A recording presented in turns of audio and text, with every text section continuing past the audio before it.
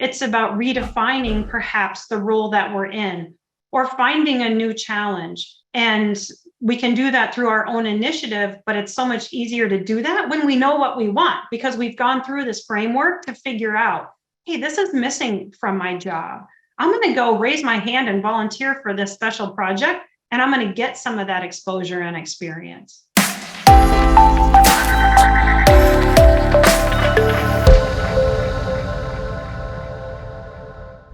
Okay, hello and welcome to the Leadership Growth Hour, an interactive monthly event that features timely leadership topics and tools to grow your leadership performance. I'm your host, Daniel Stewart, Executive Consultant and Coach and President of Stewart Leadership, a global consulting, coaching, and training firm aligning organizations on leadership, teaming, change, and talent. In short, we develop the people side to enable your growth strategies. Today, I'm excited to be joined by career development expert Taura Prosek, executive coach and business development director at Stewart Leadership. Welcome, Taura. Thanks, Daniel. You know, this is one of my favorite topics today, so excited to be here. Absolutely, this is great. So the show is divided into two parts. The first half is content, conversation, and a few slides on a specific leadership topic. And the second part is open Q&A from the audience on any topic without slides. As Taura and I are talking, please write your questions and comments in the Q&A feature.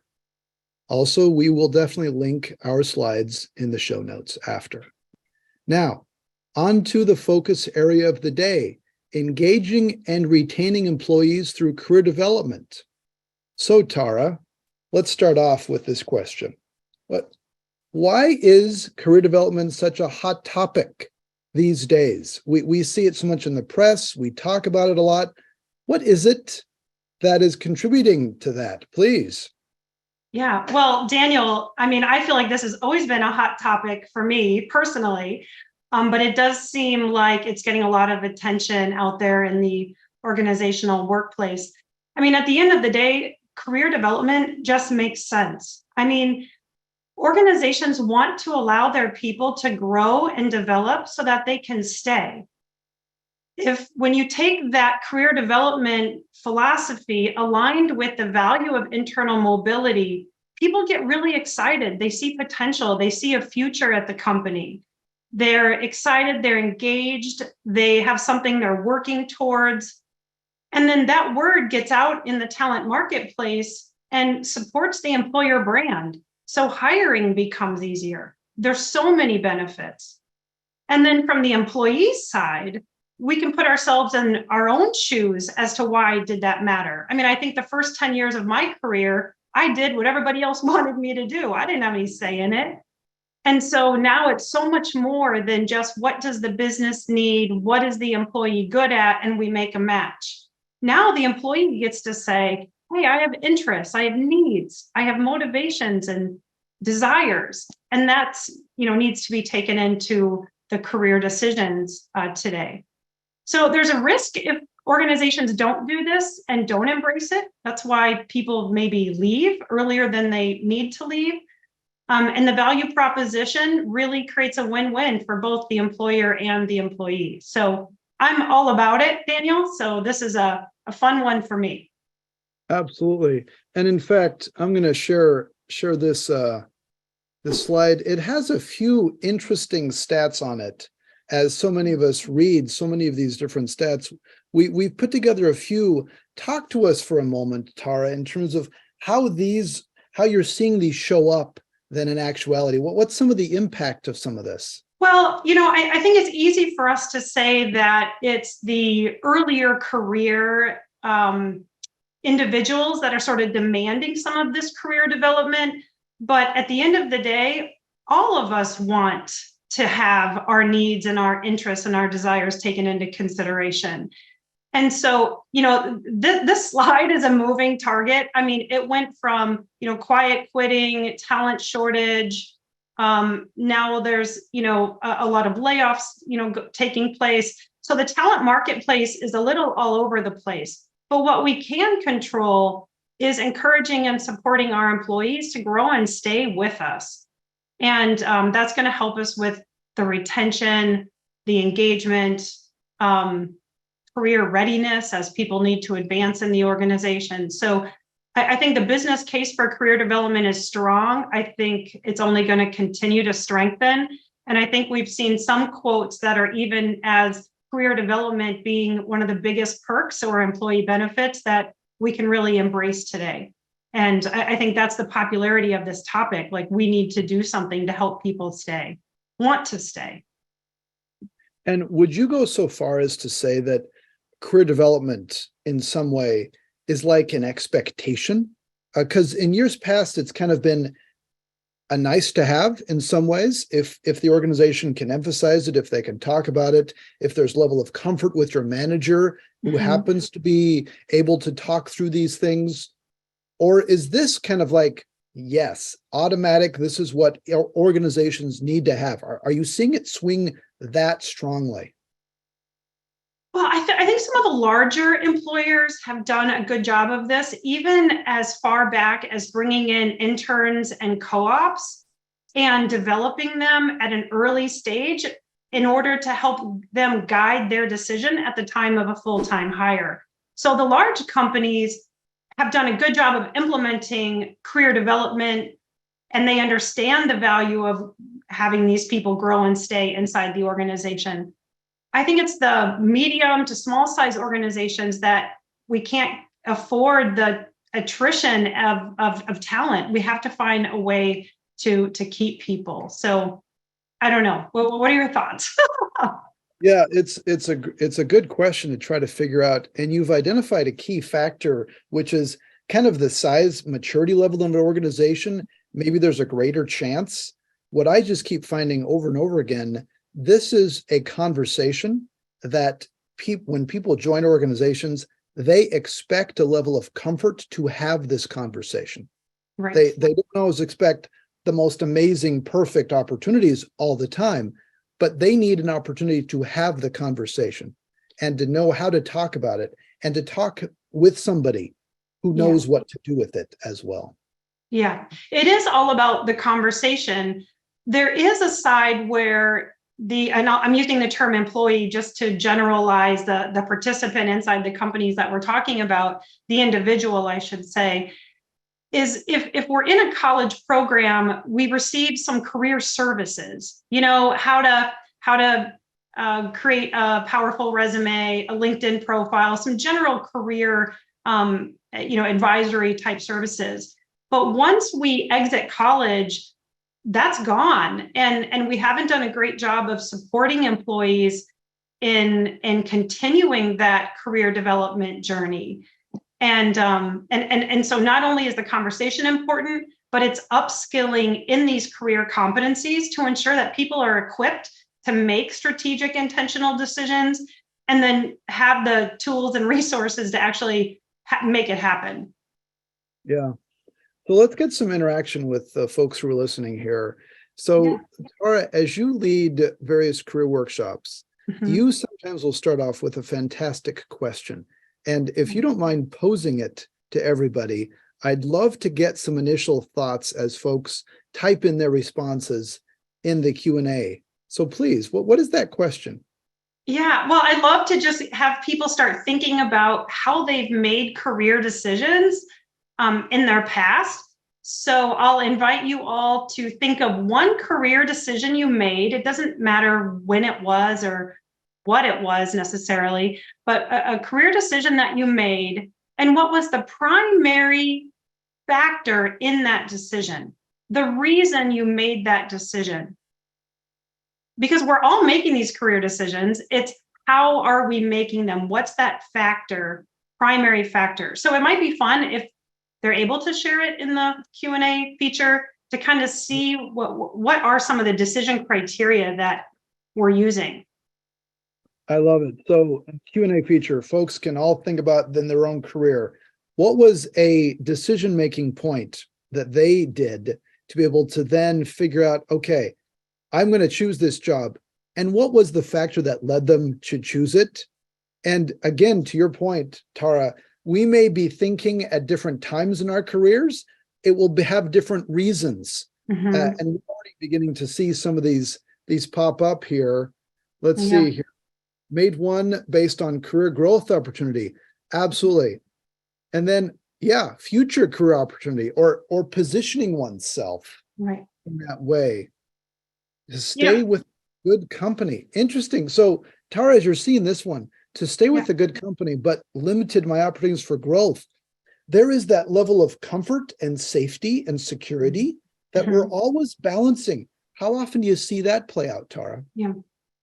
Well, that's one angle to look at it, Daniel. But you know what a mentor of mine said early in my career, I was probably 5 years in, and he said, the company that knows you the best will take the greatest chance on you. They know your track record, they know your character, they have an understanding of your capabilities, and they're going to allow you to do something that perhaps another employer wouldn't allow you to do. So that's a kind of a different take on your question, as far as the benefit of staying, opposite of having your growth limited, but actually it can expand based on somebody being willing to take a chance on you.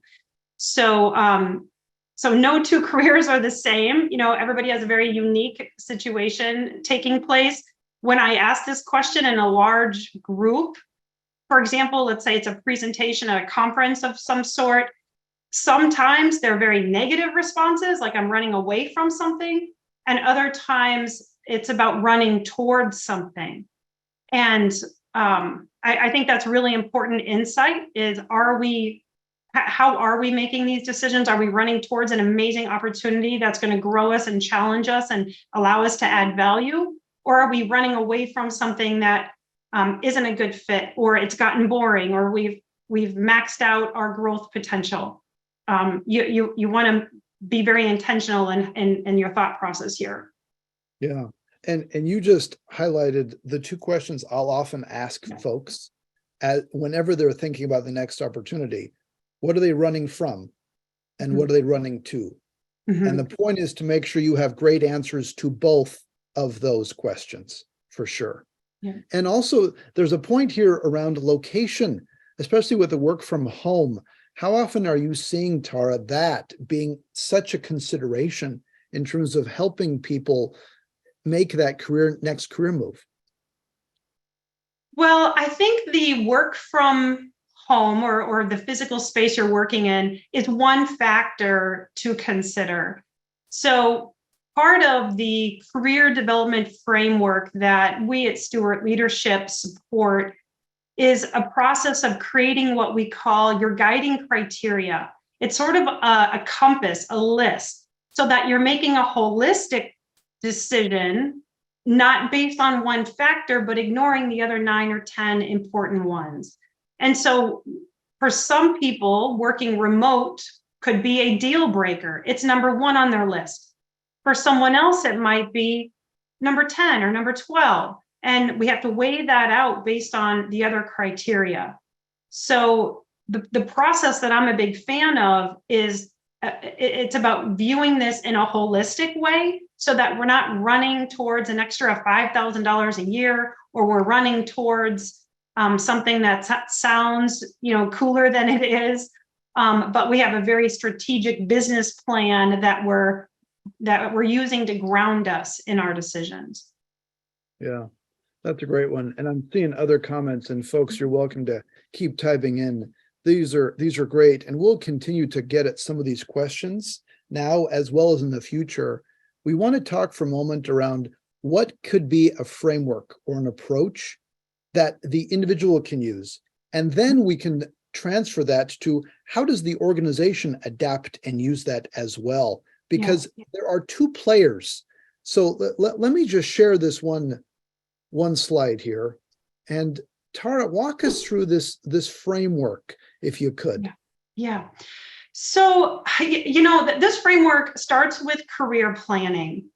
In a previous career, I was a commercial loan officer, and I would have a very talented, I'll use this as an example, a very talented mechanic come to see me wanting a loan to buy the building that the business had been run out of.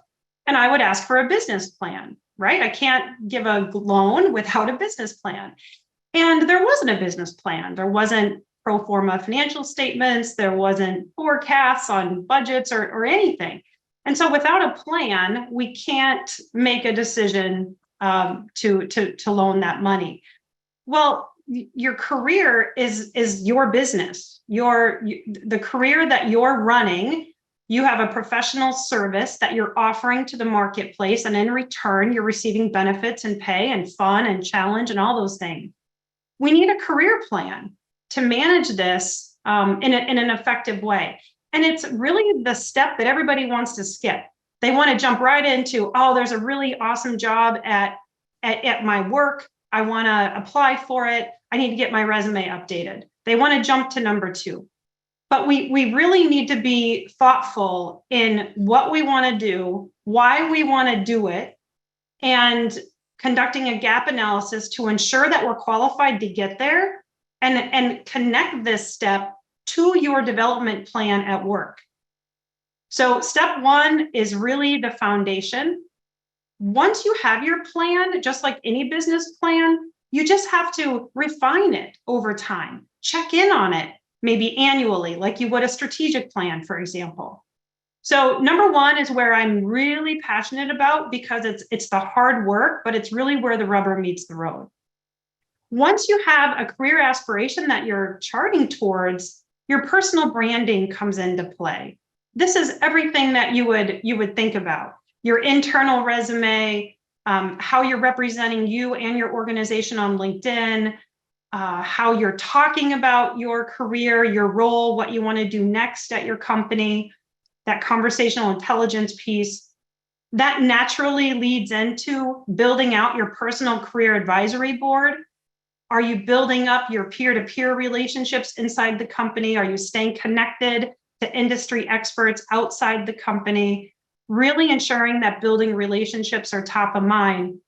And then lastly, this idea of preparing. Originally this was, I used the word advance, but advance might imply that we're going up. Preparing means, am I doing what I need to do to take on more responsibility, to grow in my current role? Am I going to interview as effectively as an external candidate that I'm up against for this internal job? Am I going to onboard successfully? And so this is kind of a cycle. This framework is a cycle that will allow every individual to own their career in a very intentional way. As you work with so many different leaders going through this cycle, you mentioned a little bit around this. Where do people not want to focus as much, and why? Well, everybody's a little different. If we did a kind of a poll with the audience today, you're probably going to see somebody pick each one. Everybody's, I don't want to build relationships, or I don't want to work on my resume. It's not my talent, So everybody kind of has their own thing. What I think has traditionally been missed is this career planning. I believe employees look to their managers for advice on what they should do next. That ownership in your career hasn't always been the forefront. And one of the drives for career development is the employee owns their career. They own their decision. The managers, we're here to support and guide and support and connect and challenge and things like that. Yeah. So I didn't really answer your question, right? Oh, well, you did in many ways. And frankly, I want to jump out to and ask everybody who's listening here in the Q&A, type in which of these 4 areas you have had the hardest time with in being able to then spend time on and focus on and be successful at. Which of these 4 areas, which of these 4 sections have you struggled the most in being able to then feel good about and utilize as you then continue advancing in your career? Jot just the 1, 2, 3, or 4, or the plan, market, network, or prepare. Which of these areas are you a little uncomfortable with or haven't been able to do it as well? I'd be so interested to see some of these things, because just as you're talking about, Taura, this planning part can sometimes be tricky.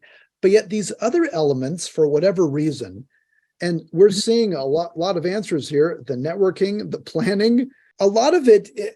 Taura, do you see at the beginning of this process, or rather, does it get into the network? What parts do you see, or really does it so depend on the individual?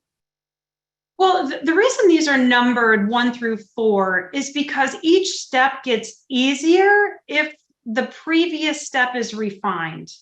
So if you're going to meet with an industry expert and have coffee because you're working on building out sort of a personal career advisory board, and when that person asks you, what do you do at such and such a company? Or tell me about your role. Having gone through 1 and 2, they're really confident and clear in the value they bring to the organization. And their first impression is worlds apart from kind of being asked these questions when you're caught off guard. For example, if we ask anybody, today, just pick somebody in your network and say, how do you define career success? Or what are you looking to do next in your career? And people just aren't always prepared to answer those questions. And so what this framework is about is get ahead of this so that you are clear and concise and confident when you are asked to make these decisions. The hard work has been completed, and it's an ongoing process. I mean, this is a lifelong process, right? This isn't transactional. This isn't something that we just do, check the box, and we're done. It's a lifelong professional management cycle. Yeah, the planning as being particularly challenging. And as you've identified this, Taura, this builds. So the stronger you feel about the planning, the easier the other steps. Right. And yet the planning, I guess you could do part of that on your own, but oftentimes it's a conversation. It's a conversation to help you understand options and scenarios. And that then involves one's manager, one's leader, one's boss, oftentimes. Right. And so as we're looking at this, the other perspective we want to take is, what does it mean within the organization to apply this to be able to enable the manager to have that conversation? Talk to us in terms of the strategies to implement this at the enterprise level, if you don't mind. Yeah, sure. Well, I appreciated one of the comments earlier in the Q&A box around that this framework could be used to guide the conversation, which you can review that framework from 2 lenses, one from your own self-development, and then one from, wow, I'm a career coach for others. I'm not just the people that report to me, but people in my network, my neighbors, anybody asking for career advice, you kind of step into that role of career coach. So that framework, although helps an employee own their career, it's a guide for managers and leaders to support those conversations for sure. So yes, what we have here is when somebody wants to bring in, lead your career or a career development strategy in general, there's multiple angles that we need to take into consideration. The framework that we just walked through, which we'll call Lead Your Career Framework, that is primarily an employee strategy, allowing them in a self-directed way with manager support and guidance and conversation to take ownership of their own career. That can be implemented in things like workshops, speaking events, the self-directed workbook, customized, tailored for the organization, et cetera. So that's like programming. And that's where a lot of us are comfortable because it's maybe what we do for our job, learning and development programming. This is just another avenue on career development. The manager leader strategy, and this is going to vary by organization, of course, but this is around how to ensure that the conversations are taking place, not just check the box once a year, fill out a form, but how are we having these micro conversations throughout the whole year around career? And that's I'll say, a toolkit, a discussion guide, some questions, some starter questions to help them with that process. An understanding of what is that foundational talent system and process that this is all kind of layered on top of. So it's all kind of threaded together.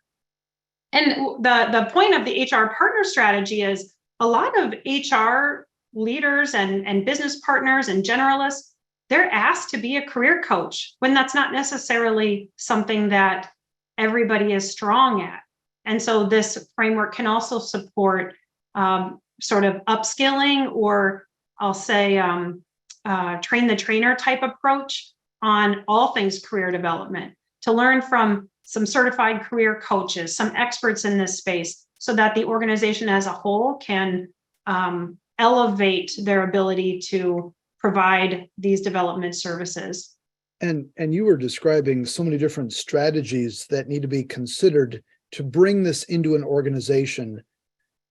Talk a little bit more in terms of how to sync that up with the talent and succession planning processes. Because there's, at one level, sure, we can do training. There can be workshops. We're all familiar with that approach, and it's an important step. How can this then go beyond that and sync it up into more people, talent, succession processes itself?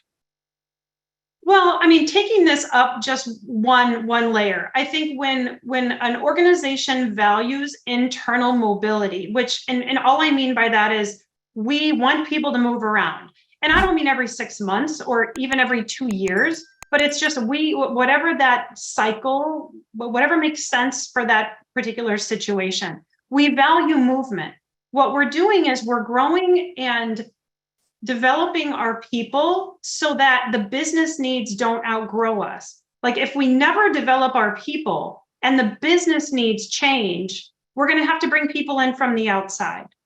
So by moving people around, challenging them, growing them, developing them, they become more ready related to a succession plan because they have more experiences, they've been challenged, they've overcome more obstacles or whatever that might be. And so where career development sinks in with, I'll say, career readiness and succession planning is the employee's voice is in there. Hey, I've done this reflection. I know what I'm aspiring towards. So I want this. I'm motivated to make this happen. So that's one critical piece. And then the second is that movement certainly just creates a more valuable workforce because they're more knowledgeable on the business. That's fantastic. So in terms of this talent mobility, we talked earlier around the different sizes of organizations. How does that impact this talent mobility concept? Because I could see some organizations saying, yes, we have lots of places and lots of opportunities. And other organizations may be smaller or within a specific business unit. They might say, we don't have as many. And yet the career development conversation can still happen in helpful ways. What does that look like so that career conversations can still be helpful regardless of the size of an organization? Right. Well, and some of the smaller companies, I'm even thinking of a startup where somebody is wearing 10 hats because they don't have 10 different people to do that job. So what's the conversations that need to be had to highlight what is it about this role that you're enjoying? What about this role gets you excited to come into work on Monday mornings? If you could eliminate something from your role, what would that be? So the career conversations can still take place regardless of the size of company, because oftentimes we have a real situation where we can shape our current role. So this isn't always about making a change. It's about redefining perhaps the role that we're in or finding a new challenge. And we can do that through our own initiative, but it's so much easier to do that when we know what we want, because we've gone through this framework to figure out, hey, this is missing from my job. I'm going to go raise my hand and volunteer for this special project, and I'm going to get some of that exposure and experience. So you don't have to be jumping around and moving a lot to have this make sense. So folks, please, as you have questions around career development, career management, career progression, please include them in the Q&A. We'll be able to then reference them as we continue to talk through this topic here. And Taura, here's a question for you. Sure. say I'm a manager, okay, and I have 5 or 7 people reporting to me. Okay. What are the things that I want to make sure I do to be able to have productive conversations so that my people say, yes, my manager can talk about this stuff. I'm having productive conversations. What should I do? Well, I mean, I don't know. This is difficult to answer, Daniel, because everybody's going to have different styles and different talent, processes and systems. I mean, some of this is reading the moment, and so let's say you're finishing a project and you're debriefing on how the project went. It's a prime example to ask those questions that I gave a few minutes ago as examples. What was it about this project that stretched you in a way that you were learning some things that you hadn't learned before? So, I mean, even just having a bank of questions, I think people really only need 3 or 4 kind of starter questions, and then the conversation really evolved. But people can kind of pick and choose from a database of questions what's going to align with their style and their approach. But we can't just have the conversation. If all we do is have the conversation and it goes nowhere, that's not going to be a win-win situation. So this is where kind of embedding some of this into a talent system could be useful. Embedding it into a development plan. So I'll speak for myself. There were times in my career where I had to list 3 goals and then 1 professional goal. And I did that because I needed to check the box and turn the form in. It wasn't necessarily aligned with where I wanted to take my career. It was about, in this moment, I got to fill out this form and get it submitted. If I went through this career planning process and I knew where I was heading, I could create my development goals based on the gap analysis I conducted to make sure that I'm ready when that position is available or it makes sense for me to take it on. So I don't know. No, those are great comments. And I'm looking at some comments here. Deborah's making some great references, especially to stay interviews. Talk for a second, Taura, in terms of the power of the stay interview in relationship to overall career development, because in some ways they're very similar. And in fact, there seems to be very logical connections to sync up those ideas. Yeah. Well, this is all around when the questions are being asked, it's really about getting curious and learning and caring and listening with your whole body of the responses that you're hearing. And that can be very powerful in showing that employee that they are valued and that the intention of the organization is to keep them and grow them and develop them, and that their voice is being listened to. And I think you could put this, wrap that idea under a number of different processes. A stay interview is a great example of that. Yeah, that's a great point.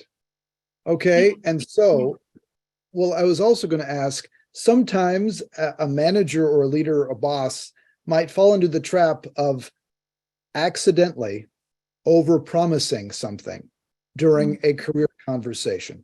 We've had those moments, or fear those moments, of then not knowing what to say or do, and suddenly we just committed, indirectly or directly, to something. How does this process, how does bringing this to a broader conversation within the organization help minimize or manage that sometimes tendency? Yeah. So, when we brought Lead Your Career workshops into one of our clients, we added a section called Having an Authentic Career Conversation, because the client was concerned that managers would have a tendency to tell the employee what they wanted to hear versus being really realistic. And sometimes this is a matter of doing some training, providing some tools and how to have those authentic career conversations, bringing that, the idea that if it's coming from a genuinely caring place, an employee is open to that type of feedback that might not be what they want to hear, but it's truth and in reality. But I kind of have that attitude of, it's not, this can't ever happen. It's, what can we do? What can you do to make this happen? And the onus is on that employee to put a plan together to strengthen themselves in a way that might make that more of a stretch goal possible. Now, if something is overpromised and it's underdelivered, I think we probably all know how that ends in the long term. But being transparent and upfront about it is the best we can do. Address it, head on. Yeah, and that very much relates to one of the questions that just came in, which is, how do you balance developing people's careers with limited promotion opportunities? If there are fundamentally not as many new kinds of roles to jump into, how do you still have that conversation? How would you comment on that? Well, I think there's a variety of ways that employers can be creative. And so I'll give you just a couple of examples. Perhaps there are employee resource groups or United Way campaigns being run, or leadership opportunities inside the organization that require some volunteering. It will allow the employee to get extra exposure, more visibility, take on something new. Maybe they get involved in hiring new, interviewing new people, or going to campus to conduct interviews, whatever. Finding ways to do something outside of the day-to-day job. Another example a company was doing that I learned of were things like, I think they call them learning labs, or even sort of like a gig economy inside the company. How do you do some of that cross training, externship type ideas of where people can learn about other roles and potentially, I don't want to say swap roles, but that's kind of the idea is, hey, I'm doing this. I want to go explore and learn about other areas and potentially try that. Also making connections, just meeting people. So really getting into what is it that employee would value and finding ways to bring that into the current job through stretch assignments, connection, that sort of thing. Yeah. What's such a beautiful idea here that I keep hearing over and over in your comments is this idea that the manager or boss can focus on what is possible. Mm-hmm. What can we do? Mm-hmm. Instead of focusing so much on all the things we cannot do. And that in and of itself is such a mindset shift, right, as well as coupled with the other idea you've been consistently mentioning, which is it needs to be owned by the employee, mm-hmm, by the individual, by the leader, by whoever that person is, and then to be enabled. Here are the skills, here are the conversations, not overpromised, but right, enabled so that there is something to then do. Any other reactions or comments on that? Yeah, I mean, you're spot on to be reminded of the employee owns the process, and it's their career. Nobody cares about their career more than they do. And when we do this session with managers, their shoulders are up here because it's so stressful for them to think about telling their employees what they should do next. That's incredibly stressful to have that weight on their shoulders, that they are the ones that are supposed to advise their team on what they should do next. And what we've done is we've said, remove that weight. That weight is gone. That is not your job as a manager. The employee has to figure it out. And then the manager coaches, advises, connects, supports, sponsors, gives feedback, whatever that looks like. And so the manager's shoulders are up here. And by the end of the session, they're down here because they're like, oh, thank goodness, I don't have to figure this out for everybody, because I got to figure it out for myself, by the way. There is that interesting assumption we put on ourselves that we have to have the right answers all, mm-hmm, the time. and for us to be more informed to help us recognize, wait a minute, we may not need the right answers in the way that we think. It Right. might be a little different. Yeah. So let me ask you a question. I've not seen this question yet, but I think this is often one that we will think about as a concern. And the question is, so what if we talk about career development and we have conversations and then they leave? That's not in my best interest. I'm just helping them get ready for another gig somewhere else. Why should I do it? And I'm being a little purposefully, extreme in this, but that's a legitimate concern. As you're hearing this, Taura, how do you respond to that? Well, I think there's a saying that says, what if you don't invest and they stay, or whatever, So, it kind of goes both ways. But when I was a full-time, head of career development for an executive MBA program, I had a sponsor of someone in that program ask me, why would you provide career coaching to my executive when I'm paying for them to attend this MBA program? They were fully sponsored by the company. And my response was, I'm not coaching them to leave. I'm preparing them and coaching them to stay. And ultimately, that leader was promoted to a vice president, actually a global role. And he hadn't updated his resume for 15 years. He hadn't, interviewed competitively for 15 years. And so by investing in his career development, it allowed him to take on a senior level role at that company, whereas otherwise, he may not have had the confidence to go for it. He may not have been, had the presence to show up like an external executive candidate would. So for me, the risk reward, it's a no-brainer. The reward definitely outweighs any risk. But people think LinkedIn is a job search site. I'm on LinkedIn every day, and I'm definitely not searching for a job. So I view it as a networking site and a connecting site. So it's all your, frame of mind and how you're viewing things. That's a great one. And again, as there are other questions, please, for our listeners, please feel free to jot this in the Q&A. We'll be able to address it here on this topic, or frankly, any other topic that might be on your mind, as we all are striving to develop and strengthen people in various ways. I want to go back to something, Taura, you mentioned. You haven't said the word control specifically, but I keep thinking about that as one of those mindsets that sometimes the organization can get into.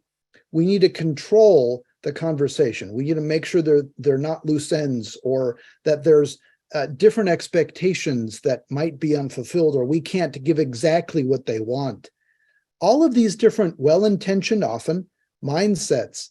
How do you balance the level of control that the organization can have or let go of, and essentially what level of control the employee can have, especially within this topic of career management?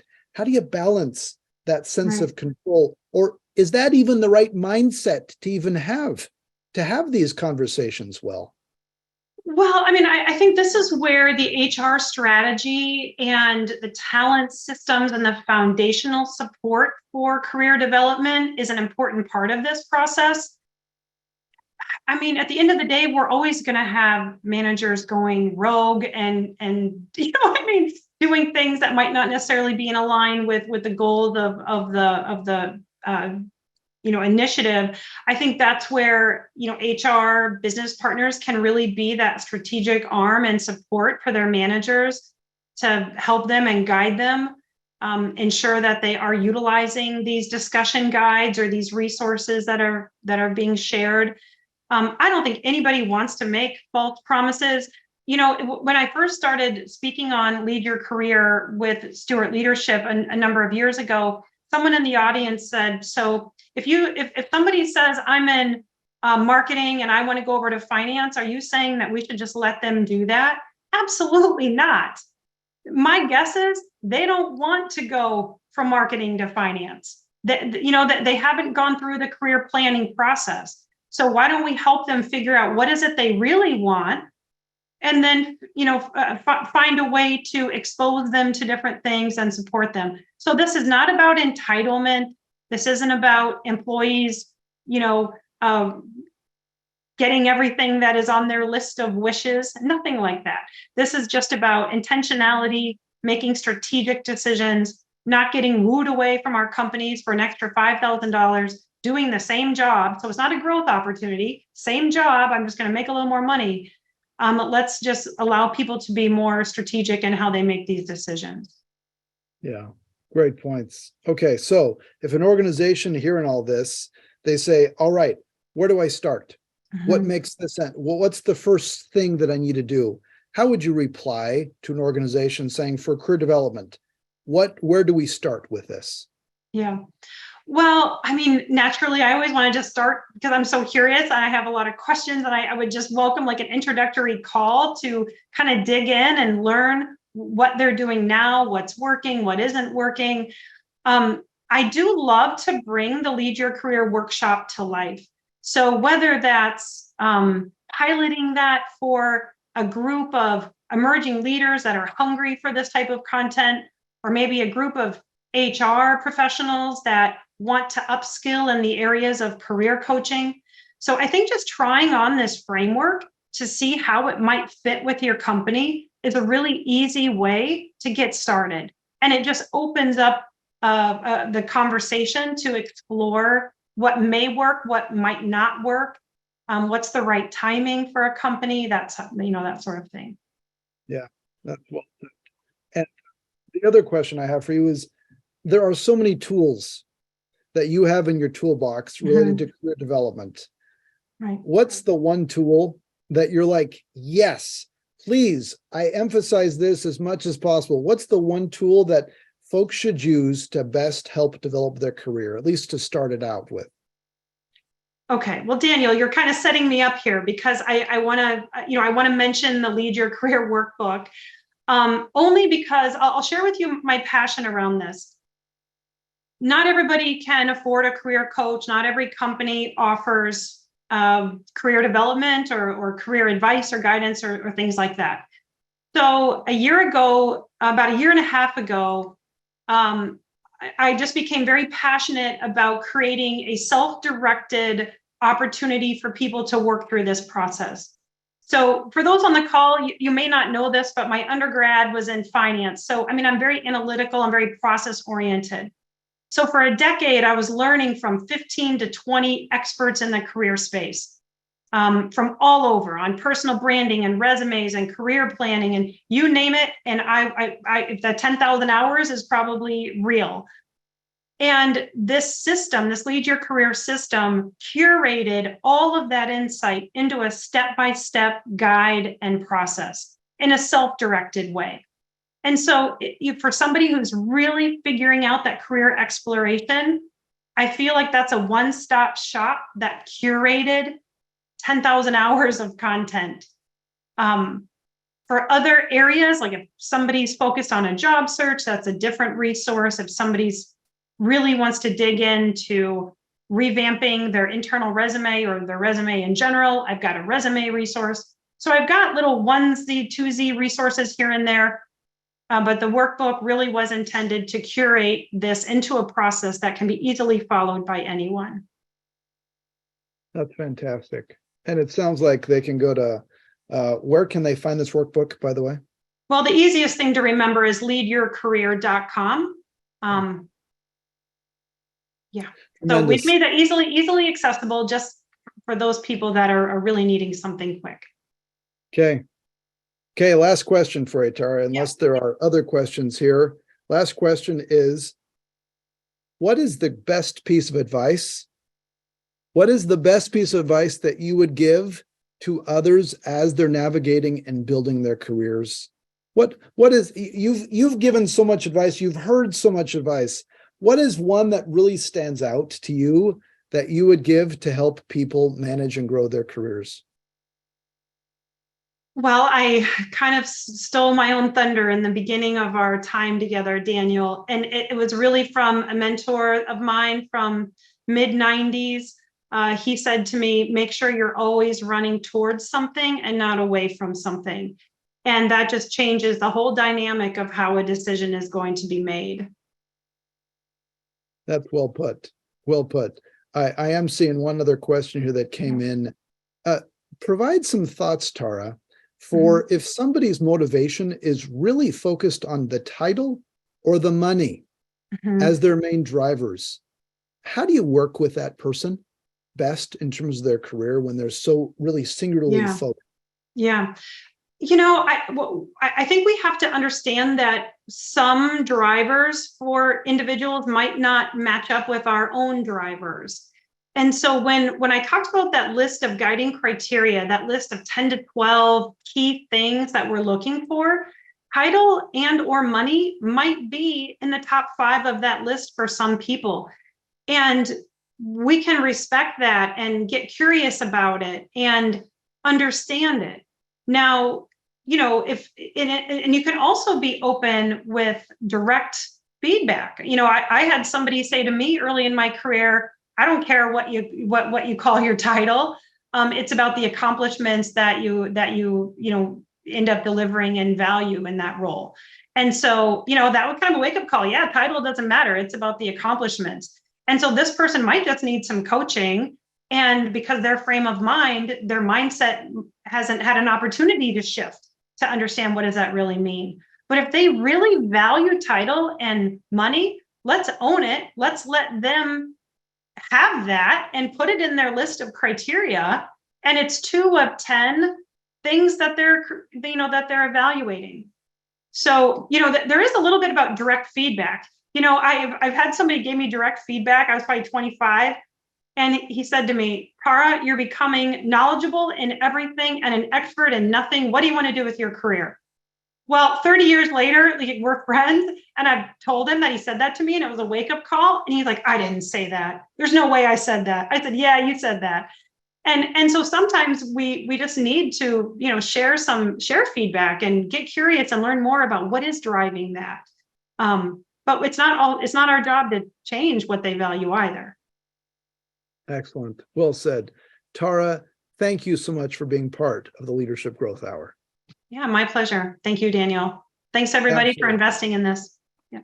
For our listeners, please note that our next monthly Leadership Growth Hour will be on June 7th at noon Central Time, where we will talk about how to maximize your executive coaching experience. Joined with special guest Teresa Poole, Master Certified Executive Coach. To register for future Leadership Growth Hour events, please visit stewartleadership.com/events. We'd love to have you join us next time. Take care, everyone. Bye.